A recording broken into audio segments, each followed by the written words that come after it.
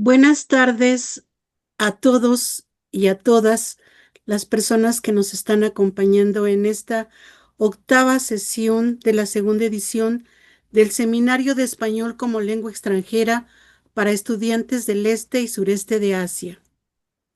En esta ocasión tenemos la participación del doctor Li Yun Chang, catedrático del Departamento de Estudios Europeos y Latinoamericanos y del Instituto de Historia del Arte Mundial de la Universidad de Estudios Internacionales de Shanghái, SISU, con la conferencia titulada Cursos sobre las culturas mesoamericanas, un método posible en la enseñanza de él en China.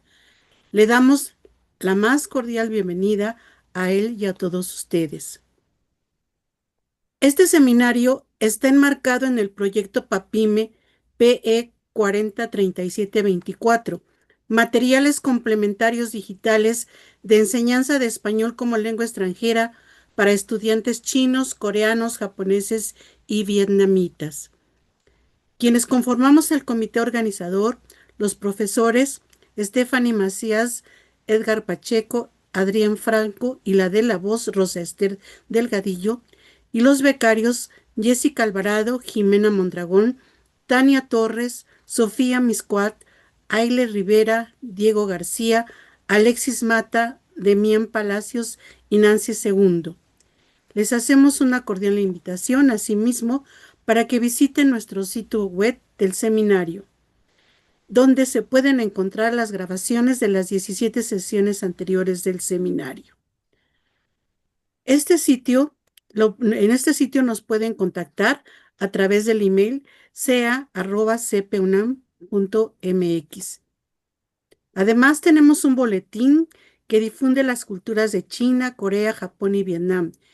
Y este mismo día les compartiremos los números 1, 2 y 3 dedicados a China, Corea del Sur y Japón, respectivamente. Asimismo, le voy a dar la palabra a nuestro compañero Edgar Pacheco, quien será el moderador de esta sesión. Muchas gracias a todos por su presencia. Muchas gracias, doctora Rosester. Me toca moderar esta sesión. Tenemos el gusto de presentar al doctor Yang Liyun. Y pues en esta ocasión es la octava sesión de la segunda edición de este seminario. Y pues el doctor Yang nos ofrecerá esta conferencia titulada Cursos sobre las culturas mesoamericanas, un método posible de la enseñanza de L en China. El tema es bastante atractivo, sugestivo, tenemos mucha curiosidad por conocer cuál es la propuesta y leo la semblanza curricular del doctor Yang. Es profesor de español, lenguas y culturas mesoamericanas de la Universidad de Estudios Internacionales de Shanghái, SISU. Maestro en filología hispánica y doctor en sociolingüística por la misma universidad. Está especializado en cultura y sistemas estructurales de Mesoamérica, historia de la lengua española y difusión histórica del patrimonio cultural intangible chino en el mundo hispánico. Ha sido investigador visitante del Colegio de México y la Universidad Nacional Autónoma de México durante los años de 2018-2019. Actualmente es profesor del Departamento de Estudios Europeos y Latinoamericanos y del Instituto de Historia del Arte Mundial de la Universidad de Estudios Internacionales de Shanghái. También es director del Centro de Documentación y Comunicación del Patrimonio Cultural Inmaterial de la misma institución. Imparte en SISU cursos de español de nivel básico, civilización mexica y náhuatl clásico, civilización maya, español en América. Es traductor de las obras Lipo y otros poemas de José Juan Tablada, Los antiguos mexicanos a través de sus crónicas y cantares de Miguel León Portilla, Las montañas del oro de Leopoldo Lugones y Feathered Serpent and Dark Heart of Sky, Myths of Mexico de David Bowles. Sin más preámbulo, le damos la palabra al doctor Yang.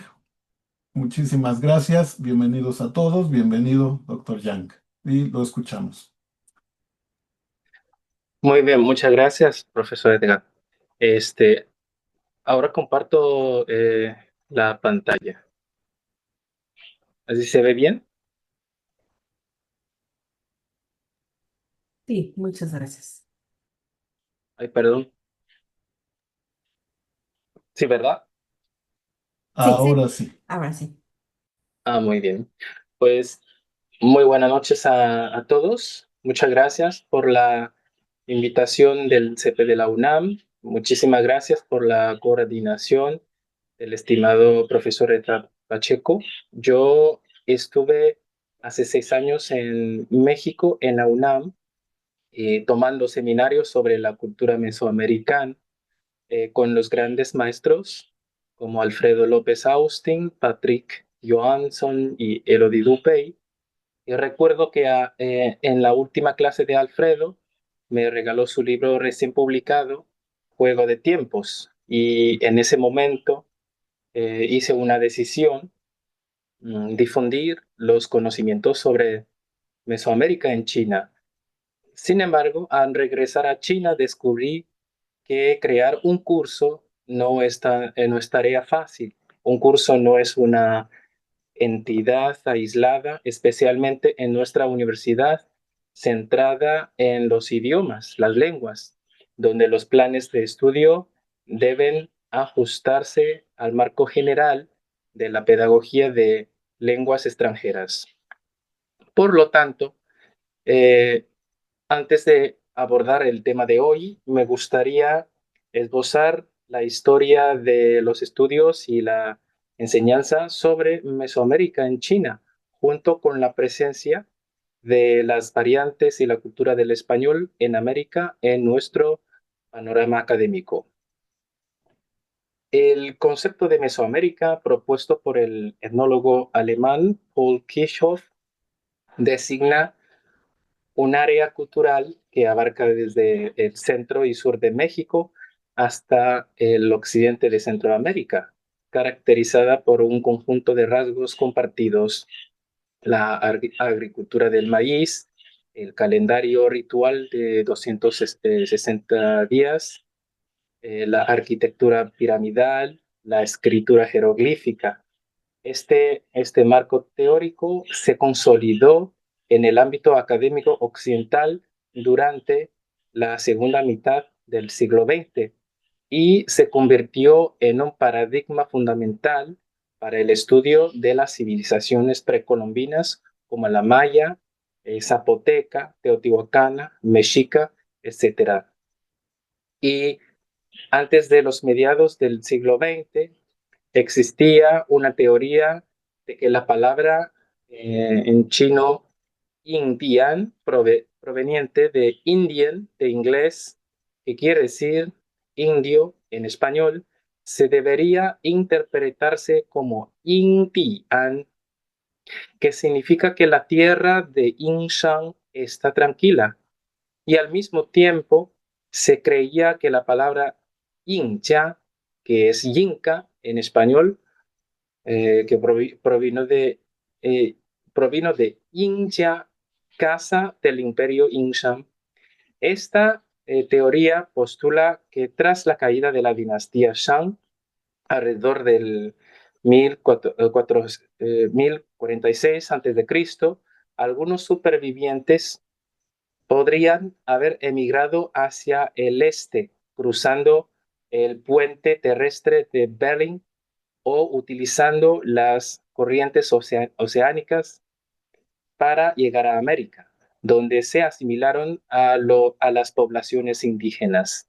Los defensores de esta teoría suelen citar paralelismos culturales como similitudes entre las inscripciones en huesos oraculares y los símbolos nativos americanos, conexiones entre las leyendas de algunas tribus nativas americanas y los grupos étnicos del este de China, y analogías entre los artefactos de jade, las prácticas rituales y los elementos culturales de las antiguas civilizaciones americanas, como la olmeca y los de la cultura Shang.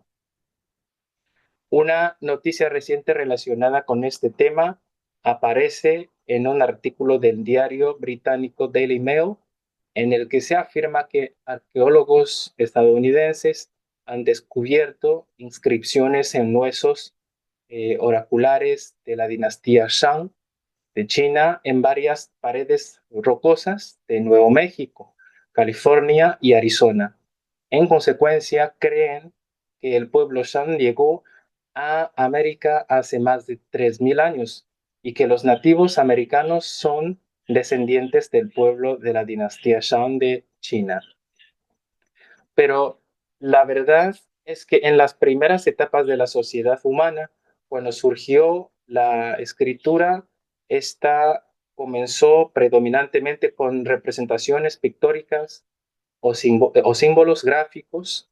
La escritura de la dinastía Shang en particular era pictográfica y presentaba numerosos ideogramas cuya estructura se dibujaba para que se asemejara al objeto en sí, dado que estas estructuras pictográficas tenían por objeto representar objetos concretos que se encontraban en la naturaleza.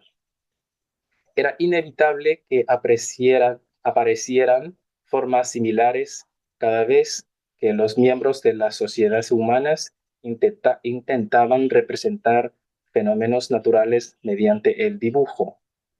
En la Academia China, el conocimiento sistemático sobre Mesoamérica se ha desarrollado de manera gradual, aunque existen referencias tempranas en manuales de historia mundial o arqueología comparada desde los años 50.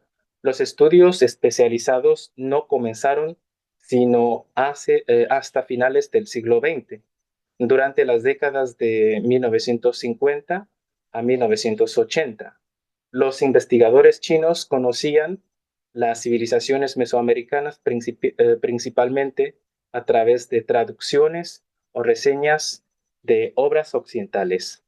En esta etapa, el interés era fundamentalmente descriptivo y se enmarcaba dentro de la visión universalista de las antiguas civilizaciones del mundo.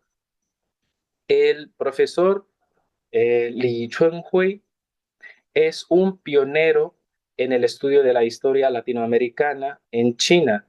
Sus apuntes de clase recopilados durante la década de 1960 y la publicación en 1983 del borrador de la historia de América Latina, Latin Meizhou Shigao, se convirtieron en obras fundamentales que sirvieron de base para la investigación china sobre América Latina durante las décadas siguientes. Li Chunhui aclara en su libro que los orígenes de los pueblos indígenas de América se remontan a dos ramas principales. Una es la raza mongoloide del noroeste de Asia y la otra es la raza australo-melanesia. El libro incluye un capítulo de unas 30 páginas dedicado a la América antigua, que ofrece a los lectores chinos la primera introducción relativamente sistemática a las tres grandes civilizaciones maya, azteca e inca. Sin embargo, en este capítulo que describe las civilizaciones indígenas de América, el autor no emplea el término Mesoamérica, sino que enmarca su relato en el contexto más amplio de la historia latinoamericana. Y además, piensa el autor que la civilización maya fue la cuna de la cultura nativa americana. Ahí dice, Maya 人的文明是美洲印第安人文化的摇篮, que es la cuna, la cultura maya es la cuna de toda la cultura indígena de América. y ejerció una profunda influencia en las culturas posteriores de los toltecas y los aztecas. Por ello, a menudo se hace referencia a los mayas como los griegos del Nuevo Mundo. Por lo tanto, en el mapa que representa la distribución en este libro, la distribución cultural primaria de los pueblos indígenas antiguos en América Latina, incluyó únicamente las civilizaciones azteca y la maya, la zona donde se supone que debería ser Mesoamérica. Y cuando habla de la cultura teotihuacana, afirma que esa civilización la construyeron los toltecas, pero sabemos que la cultura tolteca es de la época posclásica, que es posterior a la teotihuacana. Desde la década de 1980, en revistas académicas como Estudios Latinoamericanos, Historia Mundial e Investigación en Teoría Histórica, el término Mesoamérica se traduce como Meiso Ya Melicha, que es una traducción fonética, o Zhongbu Meizhou, o Zhongmeizhou, que es igual como Centroamérica. Y desde principios del siglo XXI, otras traducciones de uso común incluyen Meiso Meizhou, que es una traducción combinatoria de fonética y sentido, y Zhongmei Dichu, que literalmente quiere decir zona de Mesoamérica. En este caso, podemos observar claramente cómo ha evolucionado el concepto de Mesoamérica desde finales de la década de 1980, pasando de ser un neologismo introducido a convertirse en un marco analítico fundamental e indispensable para estudiar las civilizaciones antiguas de la región en el mundo de habla china. En el siglo XXI, los estudios sobre Mesoamérica en China han adquirido un carácter multidisciplinar y transcultural. Investigadores provenientes de la arqueología, la lingüística, la antropología y la historia del arte abordan ahora los sistemas de escritura, la cosmovisión y los rituales mesoamericanos desde perspectivas comparadas.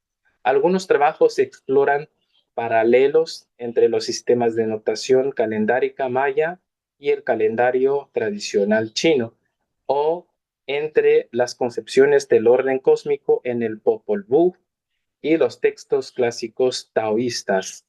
Estas investigaciones, aunque aún incipientes, marcan un cambio desde la simple descripción hacia una interpretación más profunda de las estructuras simbólicas y epistemológicas de las civilizaciones precolombinas.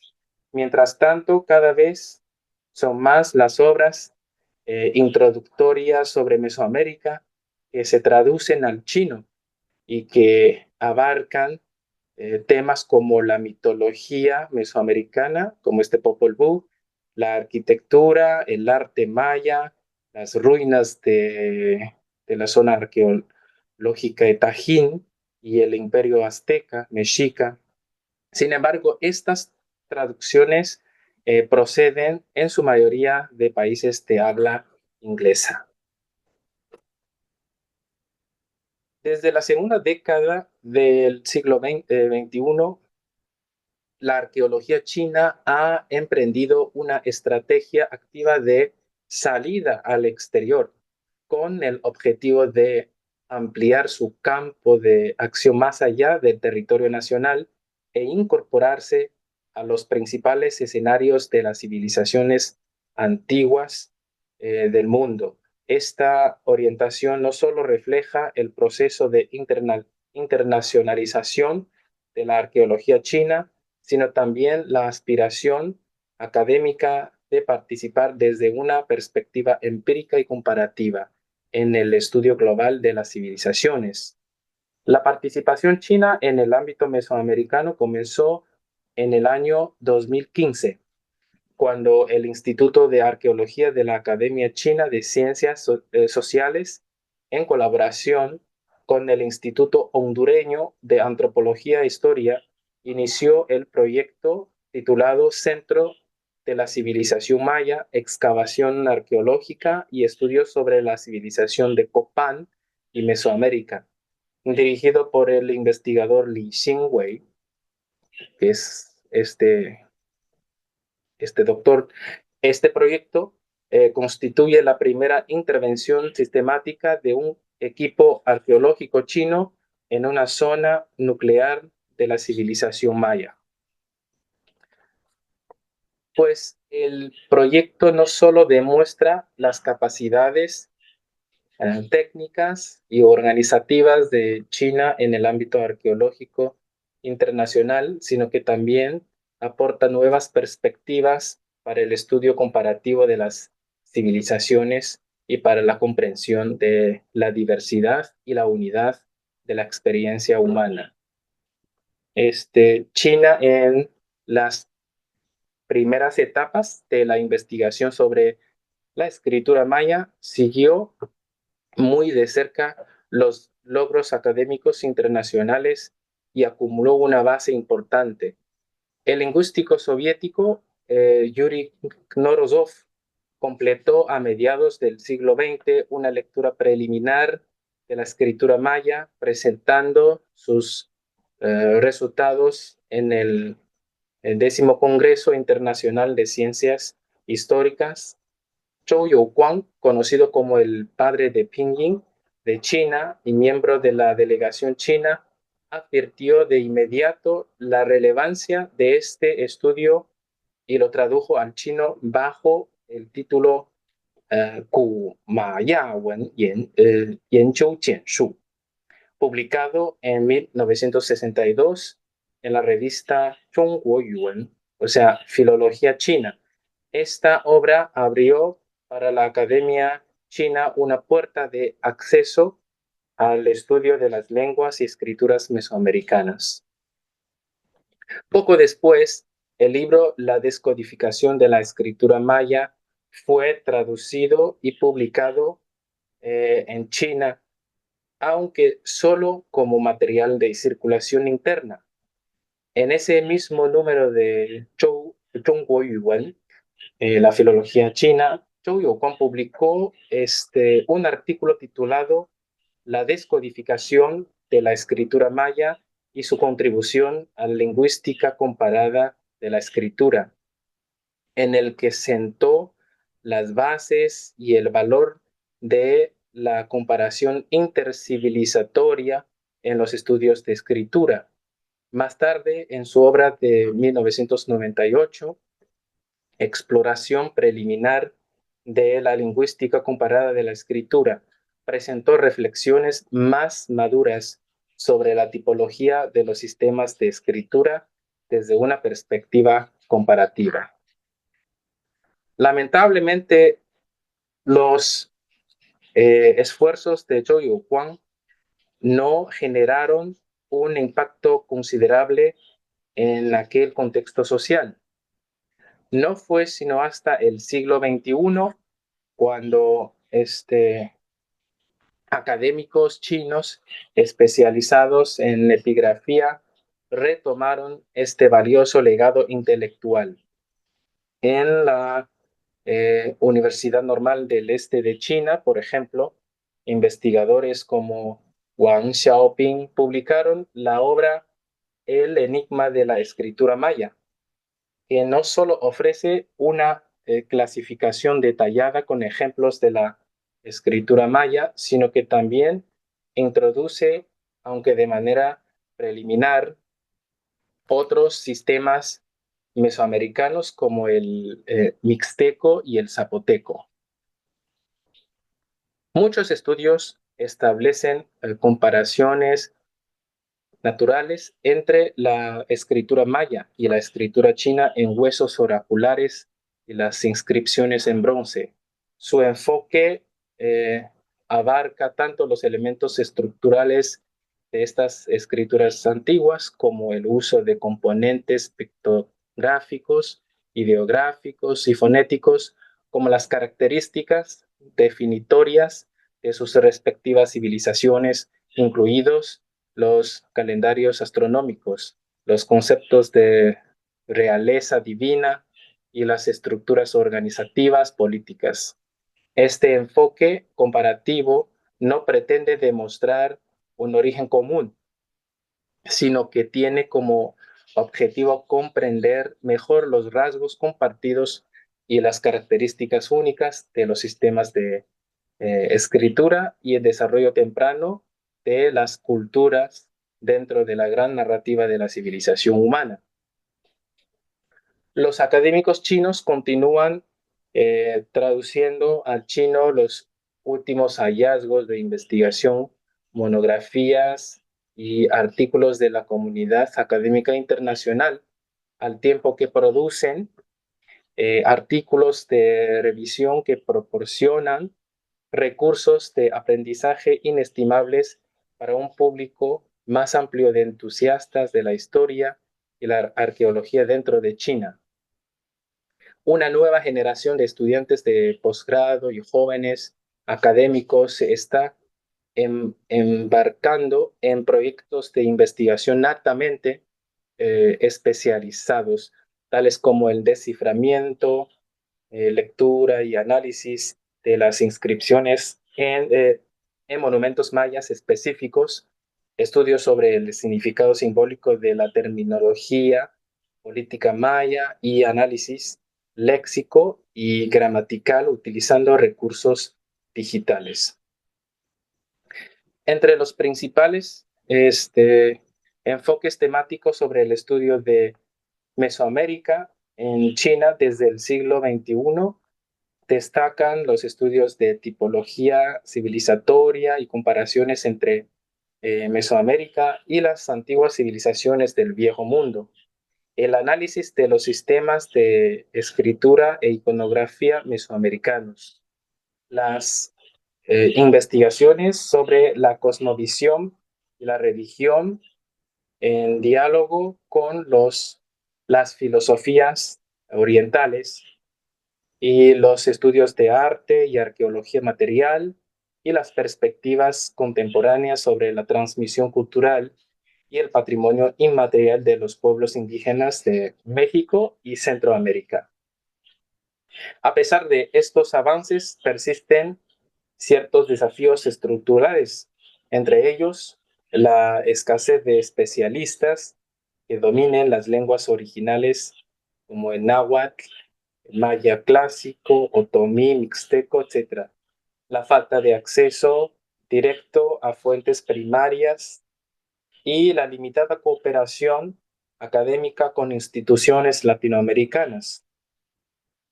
No obstante, las tendencias actuales apuntan hacia una mayor profesionalización del campo, con énfasis en la formación lingüística, la investigación comparada y la digitalización del patrimonio mesoamericano. En síntesis, el estudio de Mesoamérica en China ha pasado por 3 etapas: la introducción conceptual y traducción de fuentes occidentales.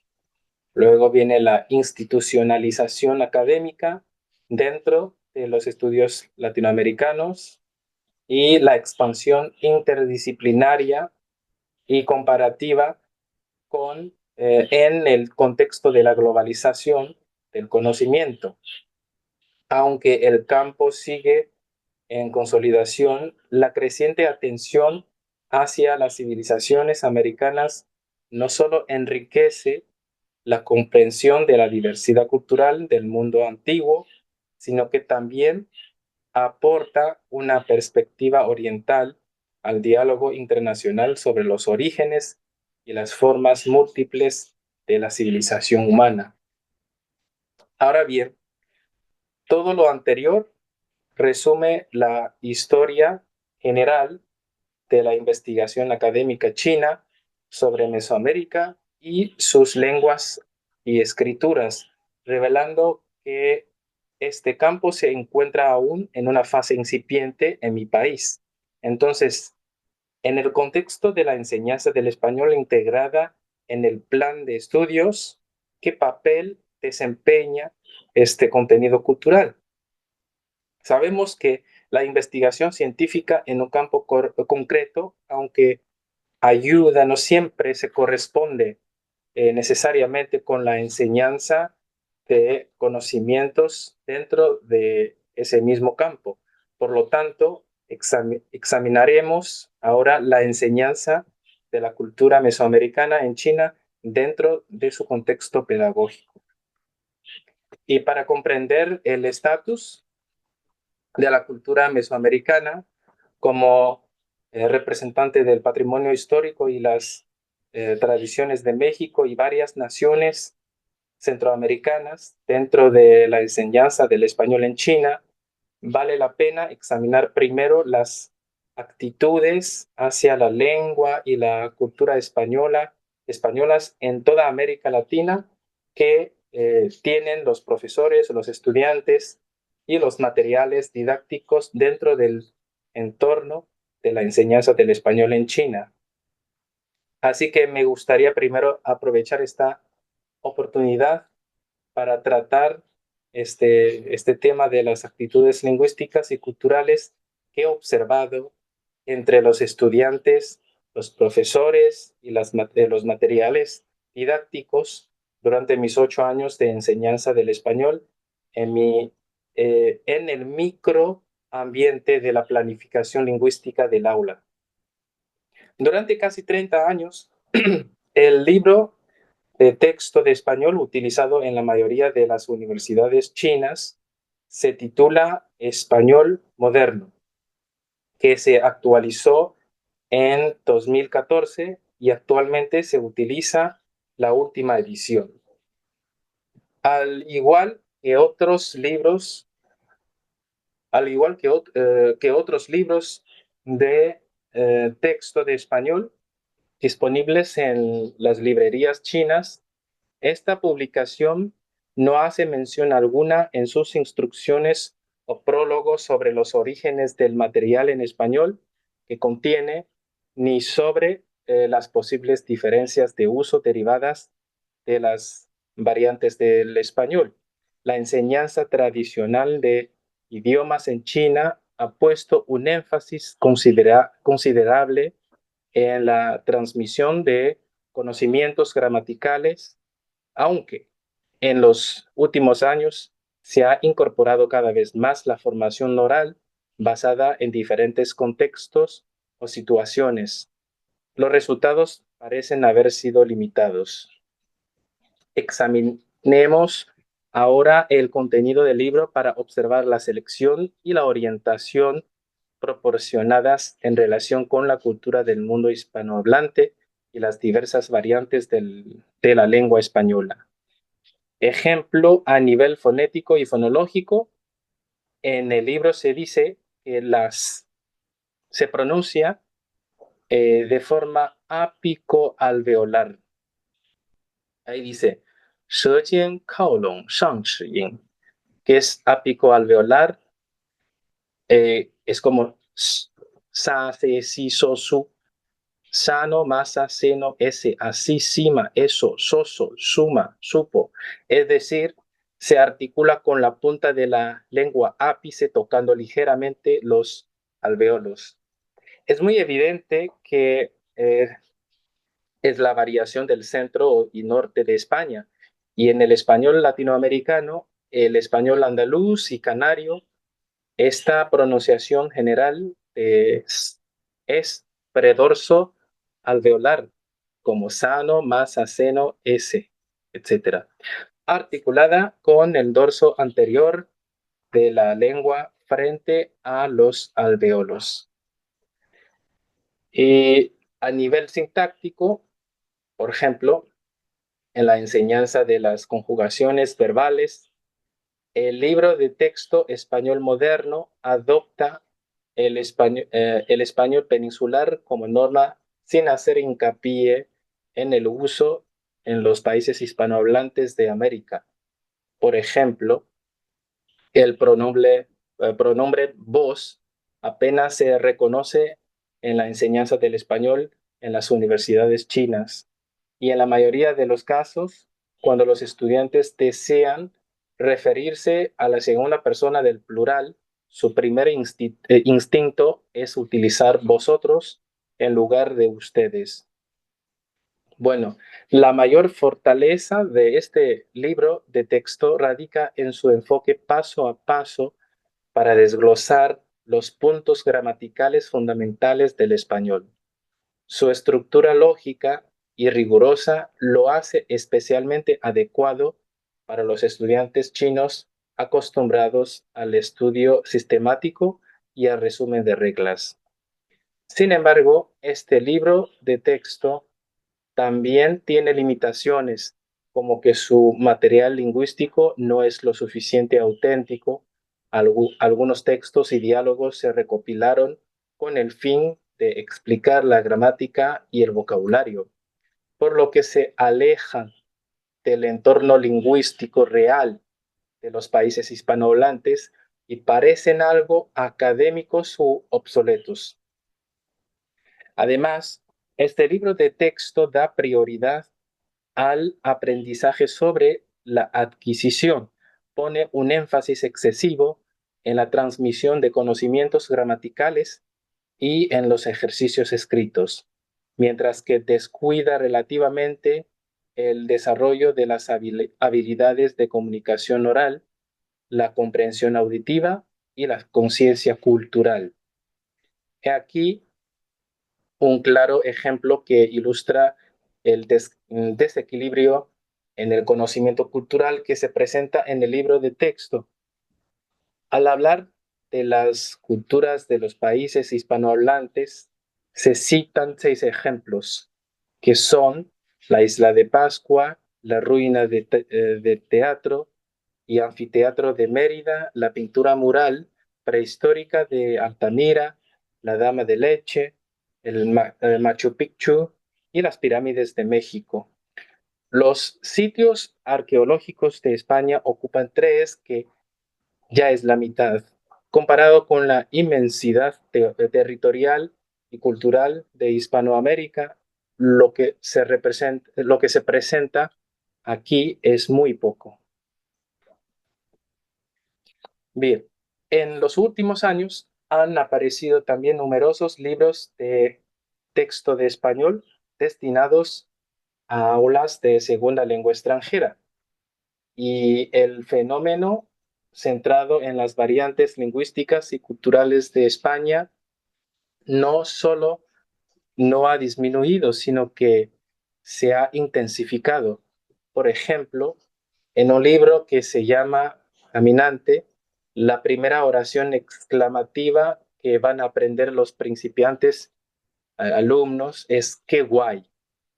En vez de usar frases neutrales como qué bonito, qué lindo, qué bien, se ha enseñado una expresión del español peninsular. Además, todos los contextos lingüísticos empleados en el libro están situados en España. Los conocimientos culturales también están dominados de forma abrumadora por elementos españoles, como pueden ustedes ver aquí, la Puerta de Alcalá, el origen de las carreteras radiales, etc. Pues imparto yo un curso de posgrado en mi universidad titulado El español en América. Durante las clases hice varias entrevistas. Algunos alumnos me han comentado que nunca han recibido clases sobre el español que se habla en América. Esto indica que en los programas de grado de 4 años del español que ofrecen numerosas universidades de China, brilla por su ausencia el conocimiento relevante sobre la cultura latinoamericana. Algunos alumnos incluso han señalado que si intentan hablar español con pronunciación o acento latinoamericano, sus profesores les corrigen o consideran que tiene malos hábitos de pronunciación y pueden incluso sufrir discriminación en casos extremos. Pues el proceso de enseñanza y aprendizaje del español en China se desarrolla dentro de un marco epistemológico fuertemente influido por el eurocentrismo lingüístico, es decir, por una visión que sitúa a Europa y en particular a España como el centro normativo, cultural y simbólico del idioma. Este fenómeno se manifiesta tanto en los contenidos curriculares y en la selección de materiales didácticos, como en las actitudes lingüísticas y culturales de los propios estudiantes. En primer lugar, los programas académicos de español en las universidades chinas se basan mayoritariamente en los modelos normativos peninsulares establecidos por la Real Academia Española y el Instituto Cervantes. Los manuales, diccionarios y certificaciones reproducen una norma castellana que, aunque legítima, tiende a invisibilizar la diversidad del mundo hispanohablante.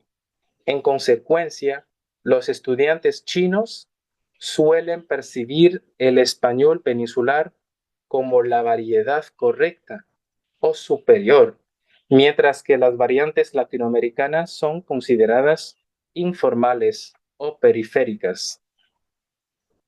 En segundo lugar, este eurocentrismo se relaciona con una forma de colonialidad lingüística en la que el conocimiento y la autoridad sobre el idioma se concentran en instituciones europeas. Esta situación puede limitar el desarrollo de una visión crítica y plural del español como lengua global y transnacional. Sin embargo, en los últimos años se observa una creciente conciencia crítica entre los jóvenes investigadores chinos de la enseñanza de él. Algunos programas universitarios comienzan a incluir materiales latinoamericanos, autores del Caribe o del Cono Sur y variedades dialectales diversas. Asimismo, la expansión del español en contextos internacionales y la cooperación académica sur-sur favorecen una concepción más policéntrica del idioma, que reconoce la legitimidad de todas las normas y usos dentro de la comunidad panhispánica. Y en las últimas décadas, China ha promovido activamente la estrategia de estudios regionales y de área en el ámbito de la educación superior y de las ciencias sociales. El objetivo central de dicha estrategia es formar profesionales con visión internacional, competencia lingüística y capacidad intercultural. Esta política ha ejercido una notable influencia sobre la enseñanza del español, especialmente en lo que concierne a la inclusión y el fortalecimiento de la cultura latinoamericana dentro del currículo académico. Tradicionalmente, la enseñanza del español en China se ha estructurado a partir de un modelo eurocéntrico centrado en la norma peninsular, los clásicos literarios españoles y el contexto histórico-cultural europeo. Sin embargo, con la consolidación de los estudios regionales, los países latinoamericanos han pasado a ocupar un lugar cada vez más relevante dentro del espacio de la hispanidad, transformando la orientación cultural del proceso formativo. Este curso, aquí, sí. Yo tengo dos cursos en la Universidad de Estudios Internacionales de Shanghái desde 2019, civilización azteca y náhuatl clásico, y civilización maya y maya yucateco. Inicialmente se impartían una vez por año académico y solían matricularse unos 20 estudiantes, pero la participación en estos cursos aumentó de forma constante a lo largo de 2 años. Ahora se imparten cada semestre con clases para 50 estudiantes cada una y la demanda supera constantemente a la oferta, lo que atrae a estudiantes de otras universidades que asisten como oyentes. En realidad, desarrollar estos dos cursos no fue una tarea fácil para mí. A mi regreso de México en 2019, el acceso a materiales académicos y didácticos relevantes era extremadamente limitado. Los conocimientos que había adquirido en la UNAM y anteriormente en la Universidad de Guadalajara resultaron insuficientes para sustentar el contenido de ambos cursos. Por consiguiente, desde mi regreso he seguido con diligencia los libros, las revistas académicas de prestigio en el ámbito académico mexicano, junto con los repositorios y archivos académicos. Este esfuerzo ha supuesto largos periodos de estudio autodirigido, reflexión y práctica docente. Estos dos cursos no son programas especializados en las disciplinas arcaicas de la arqueología o la historia, sino que sirven más bien como ventanas a un recorrido por la civilización.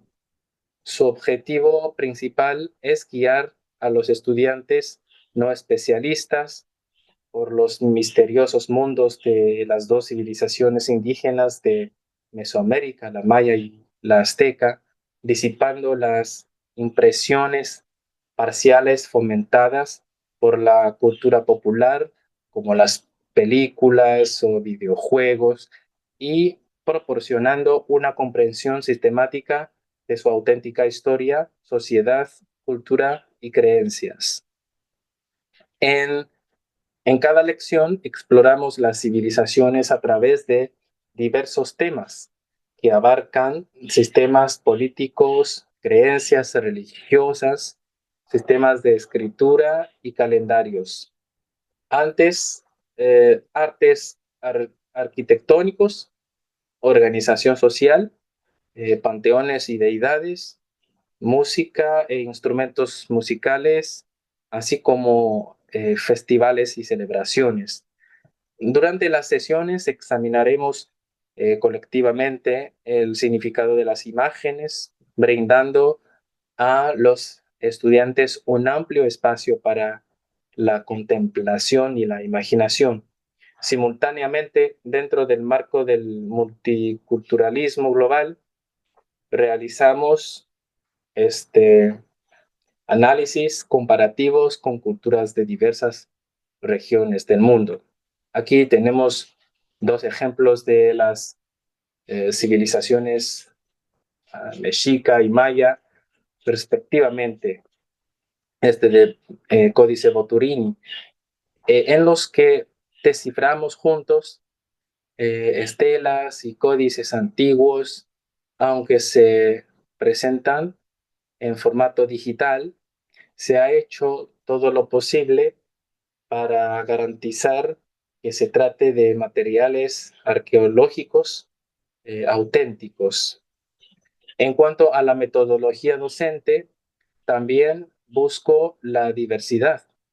Más allá de la interpretación fundamental de imágenes, realizamos actividades prácticas manuales para que los alumnos participen de forma más intuitiva y adquieran una comprensión más profunda de la cultura mesoamericana. Por ejemplo, cuando explico las pirámides de estilo talud tablero de Mesoamérica, pido a los alumnos que construyan su propia pirámide con papel. Estas dos son las obras de los alumnos, para que los alumnos puedan comprender claramente las imágenes de las deidades. También realizamos una actividad de diseño y coloreado con dioses como Tlaloc, Yum-Ash, dios del maíz, de la lluvia, etc. Y para comprender las plantas que los pueblos indígenas utilizaban para la limpieza. Por ejemplo, el copalxocotl en los manuscritos antiguos de la época colonial, buscamos plantas de la misma familia y género en los terrenos de la universidad y las probamos nosotros los mismos. Y también hacemos comparaciones, por ejemplo, entre los techos, la cúpula maya, los techos de la arquitectura maya y la china tradicional, para entender mejor a profundidad estas dos culturas a nivel arquitectónico.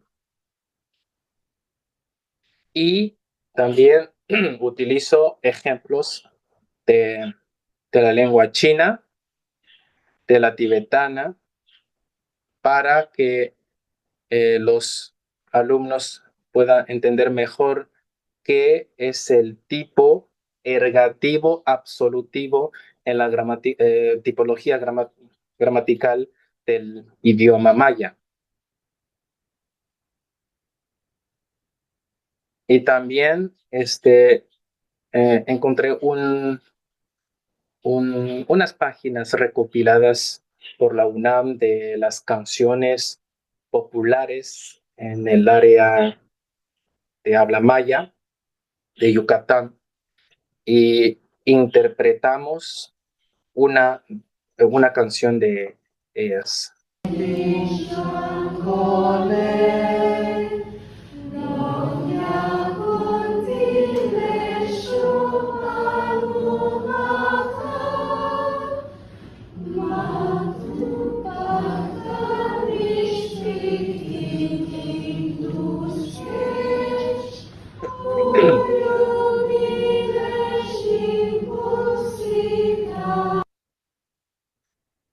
Se llama Yakuntech, yo te amo. Y otro ejemplo es de la clase del curso de náhuatl, de la civilización mexica. Esta canción es Chocani, La Llorona, versión náhuatl.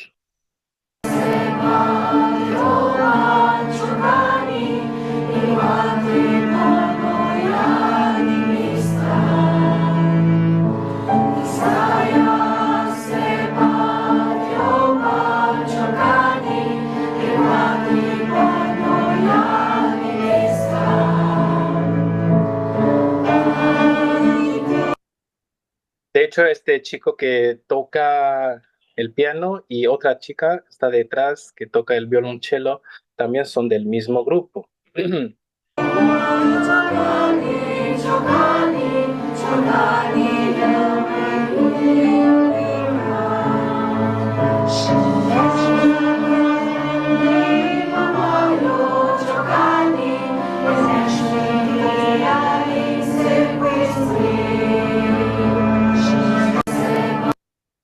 Bien, y los últimos ejemplos es que una chica que ya tomó este curso de la cultura maya y el yucateco, encontró un trabajo, un pequeño trabajo, que es la grabación para un personaje de un videojuego. Bueno, es de China, y esta persona debe hablar yucateco. Y es su voz.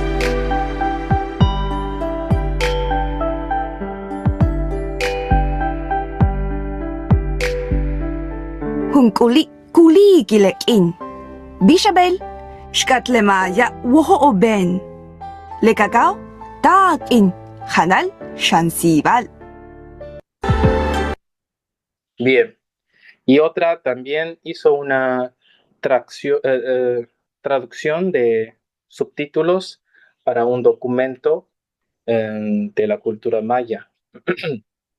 Y pues por último, espero que estos cursos sobre civilizaciones y lenguas indígenas permitan a los estudiantes chinos, no solo a los que estudian español, adquirir un conocimiento más profundo de México y América Latina. Esto, a su vez, fomentará un diálogo entre civilizaciones en pie de igualdad, lo que representa la competencia intercultural que necesitamos. También espero ampliar nuestra colaboración con el CEPE en el futuro, trabajando en múltiples dimensiones para promover la lengua española y la cultura mexicana. Muchísimas gracias. Es todo.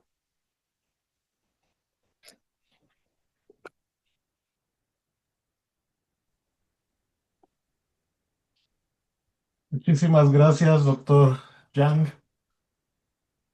Creo que podemos pasar a la sección de preguntas y respuestas. Hay suficiente tiempo para leerlas todas. Afortunadamente son muchas. Hay muchos mensajes de agradecimiento, doctor Yang, también de felicitaciones. Raquel Alvarado nos dice muchas gracias. Saskia Levi nos dice gracias y Shie Shie. Susi Muchas Melody, muchas gracias. gracias. Mercedes Tapia, muchísimas gracias. Profesor Yang, muchísimas gracias. Una excelente presentación. Manuel Díaz, excelente. Valeria Suárez, wow, muy interesante. Tomoko Aikawa, muchísimas gracias. Y pasamos a las preguntas. Bueno, Esto ya veo, hay no, muchísimas. sí, sí, así es. Bueno, empezamos con la de Mercedes Tapia y pregunta, ¿cuánto tiempo le toma a un estudiante sinohablante para llegar a un nivel B2 en español? A ver, si tengo que cerrar esta pantalla o está bien, Ah, así. bueno, sí, sería bueno dejar de compartir para que podamos Ok, ver también las cámaras. así no. Sí, Bueno. Bueno, muchas gracias por la pregunta. Para llegar a nivel B2, ¿no? así es. Creo que bajo nuestro marco de enseñanza de L serían 2 años. Serían 2 años. Sí, porque en China también tenemos exámenes como el así se llama EEE 4 y nivel 4 y nivel 8. 4 creo que se puede igualar como nivel B2, B2, B1, entre B1 y B2, más o menos. Muy bien. Y es muy rápido. 2 años es poco tiempo, ¿no? Sí, bueno, ya saben que los chinos somos muy trabajadores. Sí, lo sabemos. Estudian mucho, estudian mucho y deben estudiar mucho. Y sí, sí, nuestros estudiantes chinos en el CEPE lo han demostrado siempre. Excelentes estudiantes, muy disciplinados. Sí, Siguiente bueno, de pregunta. hecho, Sí, perdón, sí. De hecho, no, no, adelante. algunos del tercer curso en su segundo semestre o del cuarto ya tienen este certificado de C1. Sí, sí. Así que creo que sí es posible. Ujú. Bien, Así es. gracias. Sí, muy bien. Siguiente pregunta de Stephanie Macías. ¿A partir de qué nivel considera que se deban incluir contenidos sobre las culturas mesoamericanas en los materiales y planes de estudio en China? Bueno, muchas gracias. Creo que me faltó explicar una cosa. Esos dos cursos que tengo con los alumnos en nuestra universidad es para toda la universidad, para todas las carreras. O sea, hablo en chino, explico en chino. No son cursos específicos para los de la carretera de español. Y bueno, sí es posible, a ver si en el futuro sí es posible, creo que se puede incluir en el tercer año. Pero en ese año también nos encontraremos con problemas de que muchos alumnos se vayan al extranjero, o sea, de intercambio a México, a Buenos Aires, a Argentina y a España. Sí, así que estamos planeando, pero este año ya logramos una cosa, que es el español, la historia del español, o sea, el español en América ya se toma como un curso para los de licenciatura, no solo para los de posgrado. Sí, Sí, muy interesante. Y sí. bueno, ok. Hay algunos otros mensajes de felicitaciones. Naivi Montane, muchas gracias por su excelente presentación. Me sentí muy representada en todo. Antonio Ortiz Hernández, gran conferencia, felicidades. Fernanda Fernández, excelente presentación, muchísimas felicidades. Una persona que se llama muchas gracias. Daniel Vera, aprendí mucho. Pilar Cabrera, muy buena presentación, muchas gracias. Marcela Nieto, felicidades, gracias por esta conferencia, estupenda conferencia. Maribel Muchas Carmona, gracias. muchas felicidades, doctor. Y Giovanna Suárez, doctor Jan, gracias por conocer, valorar y promover la cultura hispanoamericana, sobre todo por reconocer la riqueza en las variables que se hablan en el centro y sur de América. Ajá. Continuamos con las preguntas y la siguiente es de Yatsi Hernández Ujú. y pregunta, ¿cuáles son los requisitos de las universidades en China para poder enseñar español? El requisito más reciente es tú debes tener un título de doctorado. Debes ser doctor, doctora.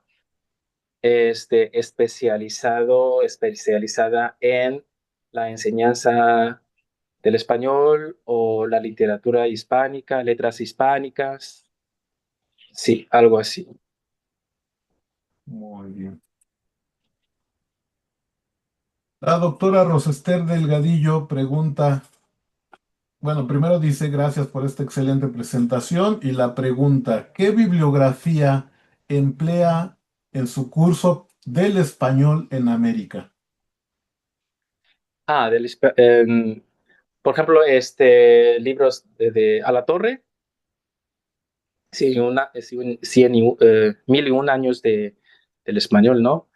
Y también del profesor Sánchez, Andadura, del español por el mundo hispánico, del español, y muchas monografías, libros, y también unos libros de mi tutor del Colmex, Raúl Ávila, por ejemplo, el español en los macromedios, sí. Bueno, hay muchos. De hecho, al principio yo colaboraba con un profesor mexicano, también es profesor de, de nuestra universidad, y colaboramos en este curso y cada uno se encarga de diferentes temas. Por ejemplo, él se encargaba más por ejemplo, las variantes del español en Latinoamérica y yo trataba más de temas como qué materiales debemos usar, por ejemplo, en nuestro contexto como en China, y cómo debe ser actuar los profesores chinos cuando enseña español, cuando explica, por ejemplo, la fonética, la gramática, los pronombres, ajá, en China, sí. Ok, bien, muchas gracias. La siguiente pregunta es de Giovanna Suárez. ¿Existe algún libro de texto o manual de español no ibérico particularmente útil para estudiantes chinos? Es lo que yo estoy buscando. Yo sé que en el CP hay una serie de libros de texto, ¿verdad? Yo creo Así que es, sí. sí. Sí, ojeaba alguna vez cuando estaba en México en el año 2019. Se acabaron de publicar una serie de libros de texto y son muy buenos, sí.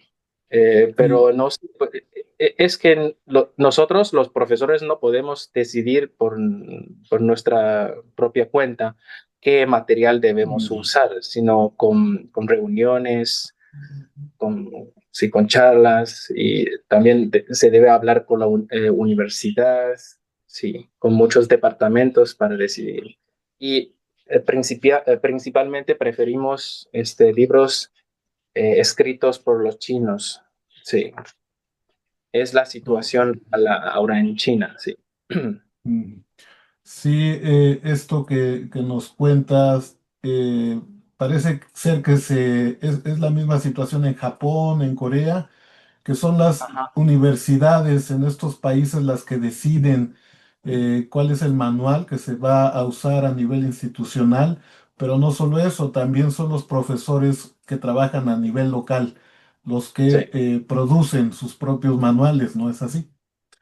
sí, sí, sí, Ok, muy bien. sí. Sí, y un paréntesis muy breve. El CEP cuenta con dos series de libros. Los libros Dicho y Hecho son 8 libros que corresponden a cada nivel del programa de español del CEP y Español para la vida cotidiana, Ujú. bueno, es una serie que está todavía en desarrollo. Pero también quiero mencionar que este seminario es un producto del proyecto PAPIME que estamos desarrollando, el comité organizador, la profesora Rosester Delgadillo, la profesora Stephanie Macías y el profesor Adrián Gabriel y su servidor.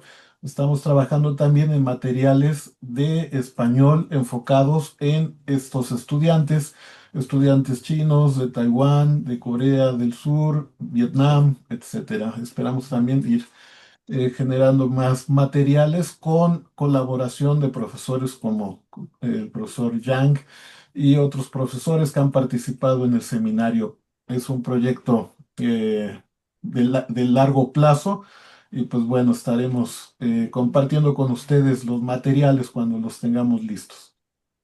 Eh, Bien, el profesor Michael Zárate pregunta, ¿de qué manera cree que ha influido en la enseñanza del español en China la decisión del gobierno chino de incluir en 2018 al español en el plan de estudios de sus escuelas secundarias? De hecho, sí, sí, es una pregunta muy interesante. De hecho, muchos de mis colegas están participando en elaborar materiales. ¿Sí me escucha? Sí, se cortó Ok, ok. un momento, pero ya regresamos. Perfecto. Sí, sí, sí, están elaborando, quiero decir, materiales para los estudiantes de escuelas secundarias. Sí, de hecho, creo que pronto habrá libros para los de la primaria. Sí, bueno, la verdad es que eh, una cosita.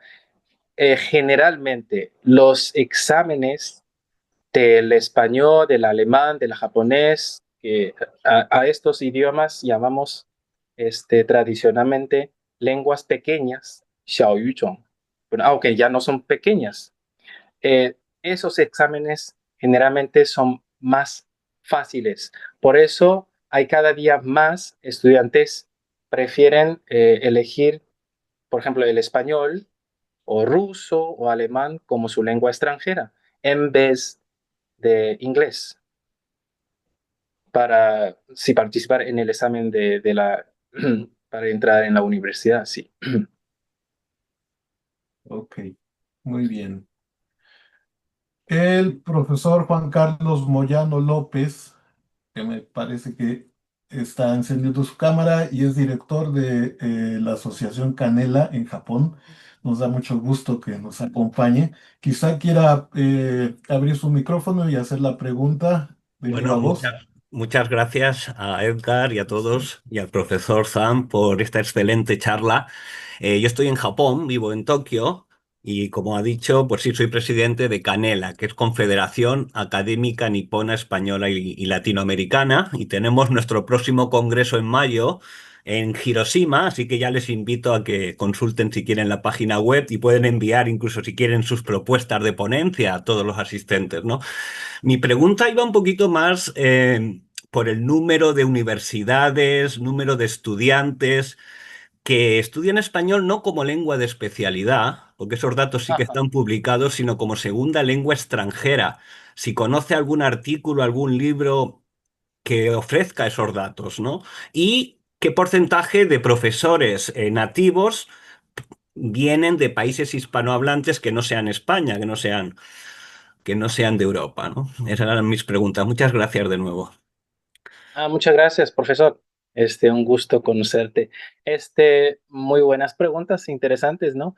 Eh, por el momento yo no tengo los datos del número de, bueno, digamos, no como su especialidad, ¿no? Alumnos de especialidad. Yo sé que en China ya hay más de 100 universidades o colegios, centros donde hay especialidad del español y hay cada día más alumnos optan por esta carrera.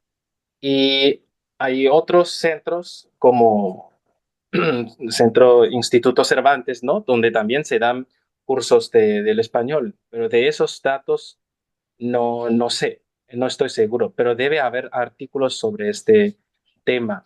¿Y qué porcentaje de los profesores de español no chinos proceden de países hispanoamericanos? Por ejemplo, en el caso de nuestra universidad, tenemos como 18 profesores del español, tenemos cada año 50 o menos de alumnos del español, son dos grupos y solo tenemos un profesor o una bueno, antes había uno de Perú, pero ya hace muchísimo tiempo, y ahora creo que por el convenio entre universidades, ahora siempre tenemos profesores de España, pero que yo sepa, en otras universidades también hay profesores de Cuba, de Argentina, de Perú, y de Colombia también. Sí, por ejemplo, mi esposa también es profesora de español, trabaja en otra universidad y tiene un profesor procede de Colombia. Así que sí, son casos muy diferentes. Ujú. Muchas gracias. A usted. Bien, y un gusto tenerlo como asistente, profesor Moyano. Vamos a la siguiente pregunta. La doctora Rocío Gres, que es profesora del CEPE y especialmente trabaja culturas mesoamericanas también, nos dice, buena tarde, felicidades a los organizadores y al doctor Li Yunyang. ¿Cómo ha enfrentado el reto de la enseñanza de historia mesoamericana con nahuatlismos y otros aspectos lingüísticos con estudiantes que no están familiarizados con el español? Muchas gracias. Ah, mm, Muy bien. De hecho, en las primeras clases de, de los cursos de la civilización maya o azteca, siempre pongo unos ejemplos de nahuatlismos. Por ejemplo, en chino tenemos una palabra que es chaokeli, que es del inglés chocolate, y es del español chocolate, y es del náhuatl chocoatl. O sea, si Si la mayoría de los alumnos hablan bien, pues supongo, el inglés en China. Y de hecho también hay muchos ejemplos del nahuatlismo en este idioma. Aguacate, avquero, ¿no? Aguacat. Y por eso puedo usar esos ejemplos. Y en las clases de mis propios alumnos del español puedo proponer más. Por ejemplo, también podemos explicar por qué Texas se pronuncia como Texas, no Texas, y México, por qué es México, no México, y Oaxaca, por qué no es Oaxaca. Sí, todo por la influencia de las lenguas indígenas. Sí, así es. Muy bien, muy interesante. Muchísimas gracias. Se hicieron muchísimas preguntas. Me parece que no hay más. Sin embargo, a mí me gustaría hacer una, Sí, ya que a lo largo de mi vida también me han interesado las culturas de Asia y en alguna ocasión di con un libro que se llama La tierra del árbol de Fusang. Fusan. Y Sí, sí, sí. así es. Y este título hace referencia a una historia que está registrada en los anales de los registros escritos, no recuerdo de qué dinastía. Muy antiguos, sí. Así es. Pero la autoría se le atribuye a un monje budista llamado Huishen, no sé si lo pronuncié bien, Ajá. Huishen, quien supuestamente viajó en un barco de gran calado Hacia este. desde China hacia el este y relata su llegada a la tierra del árbol de Fusang. Esto ocurrió por allá del siglo sexto, tal vez, de la era Sí, sí. común, y supuestamente llegaron posiblemente a América o a alguna tierra lejana en el este con respecto a la visión geográfica de China. Y bueno, se relata en esta historia que llegaron a una tierra donde el papel se hace a partir de un árbol. Ujú, Eh, bueno, hay muchos más detalles de esta historia. Hay historiadores chinos e historiadores mexicanos y arqueólogos que se han interesado en algunas pruebas materiales. Y profesor, no sé si tengas más información, es una historia fascinante. sí, sí. Bueno, los que creen que este monje que viajó hacia el este y encontró México, como que se llamaba Fusan, creo que piensan en establecer una conexión entre estos dos continentes. Y también quieren destacar la fuerza, ¿no? La fuerza del imperio en la historia de China. Mm, Ahora, por el momento, no hay indicios que pueden afirmar es real, esa historia es real. Y Fusan, eh, por mi cuenta, creo que es Japón y no es México. Sí, es más posible. Pero de todos modos, ya desde hace este, cientos de miles de años, la gente ya pasó por Berlín, de Siberia, Mongolia, hacia México y Sudamérica. Y creo que sí tenemos, no importa qué historias, qué leyendas tenemos, ya tenemos esta conexión de sangre entre nosotros. Eso es lo más importante. Y otra cosa, en la dinastía Ming, el Nao de China, ¿no? De Filipinas, de Changzhou, de sur de China a Luzón, es las Filipinas, y luego Acapulco, luego de Veracruz a España, y tenemos esa ruta marítima de seda también, que es significa una globalización muy importante y es una historia que nos conecta estrechamente. Sí, Así es, sí, sí, sí. sí, es la cosa más preciosa. Sí, Mm. Sí, sin duda, esa ruta comercial que conectaba la Nueva España con el continente asiático nos dio mucho entre comida, entre herencia genética, herencia exacto. musical, textiles. Incluso tenemos por ahí una tela que popularmente creemos que es mexicana, que es el paliacate. Ajá, Pero no, esa tela que tiene patrones textiles que son culturalmente iraníes, sí, llegaron a India. En India se fabricaban a gran escala estos pañuelos sí. y se fabricaban en la ciudad de Palicat, de ahí su nombre, Palicate, ¿no? Mécate. Sí. Así es. Y ahora pues en México creemos que es paliacate del náhuatl. Incluso si Ah, consultamos ok. diccionarios de náhuatlismos, ahí aparece de palicatl. Pero no, la historia es otra. Y sí, como señalas, esta ruta comercial fue de gran importancia y pues no es, eh, podemos decir que esta herencia cultural es muy profunda. Sí.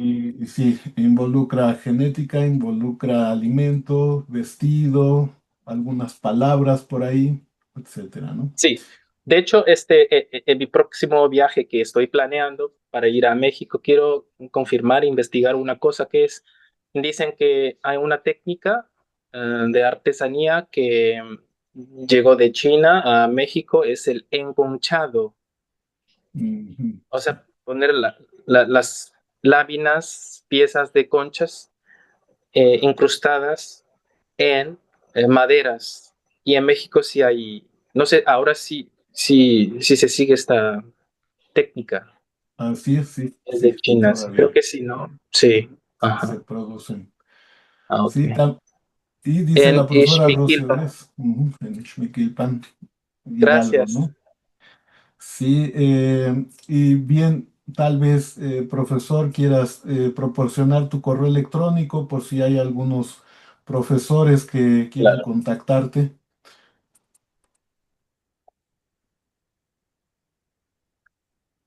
ahí va.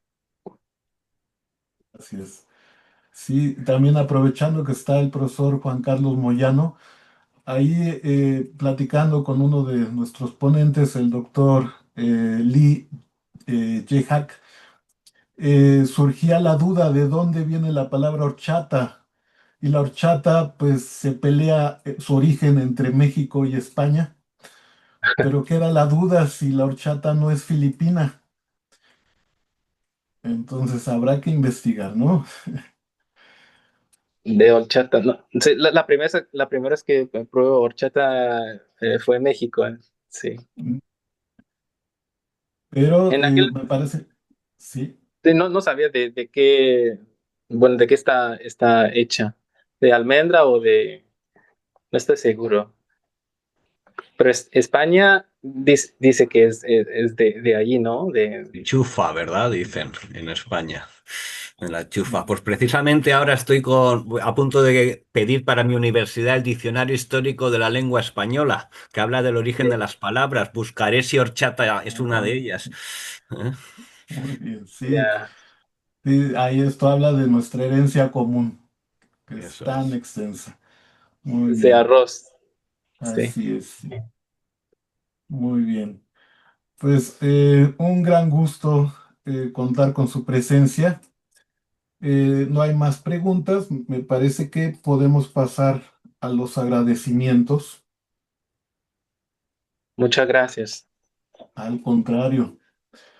Y pues bueno, no queremos terminar esta sesión sin invitarlos a la sesión novena que tendrá lugar el 12 de noviembre de 6 a 7:30 en uso horario de la Ciudad de México.